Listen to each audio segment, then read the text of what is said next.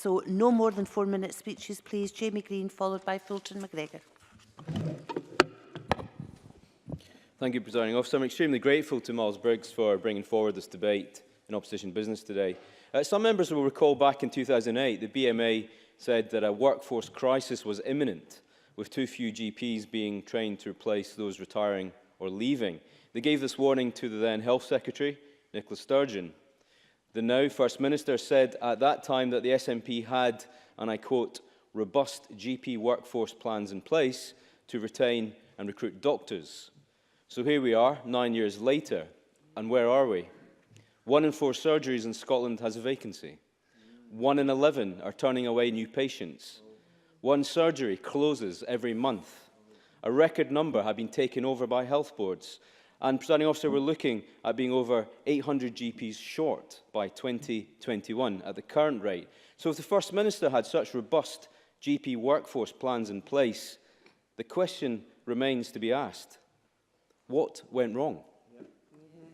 Well, perhaps I can offer some insight, because promises and policies are one thing, but they must be backed up by sufficient funding.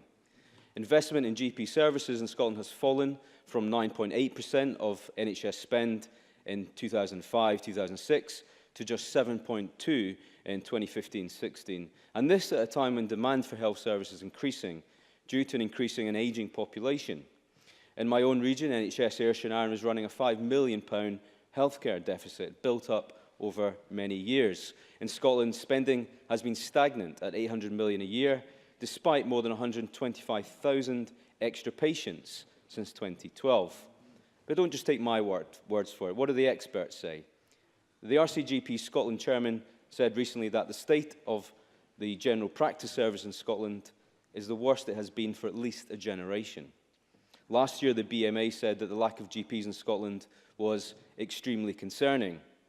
This year, the BME accused the SNP of simply ignoring a critical shortage of doctors. If it's brief. Shona Robson. So Jamie Green's mentioned the BMA 3 times. Will they join the BMA in encouraging GPs to vote for the new contract? Jamie Green. I'd like doctors to make that decision for themselves. As it stands, Presiding Officer, there are 52 Scottish practices, GP practices, which are now classed as 2C practices. That is to say, they're run by the local health boards, mostly due to lack of GP staff. And the number of patients being treated by 2C practices in Scotland has almost doubled, from 83,000 in 2007 to 160,000 in 2016. In our eyes, this is wholly unacceptable.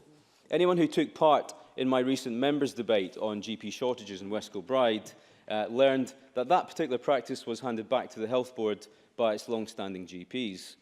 If you were in the chamber today for portfolio questions just before this debate, you will have heard the Health Secretary claim that I am simply complaining about the state of affairs in GP practices in Scotland. Now, apparently we are talking down GP practices in Scotland. In fact, the local Ayrshire MSP, Kenneth Gibson, said that we're scaremongering in the local community by highlighting this situation. The SNP full outrage that the Conservatives dare to come here and raise these issues on behalf of our constituents is as laughable as it is telling.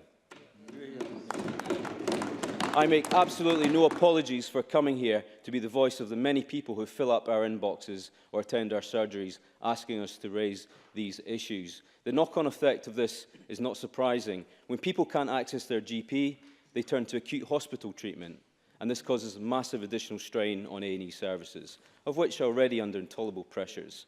Presiding Officer, this is about much more than a GP recruitment crisis. This is a crisis of governance. And I urge all members in this chamber to support Miles Briggs in his motion today. Thank you.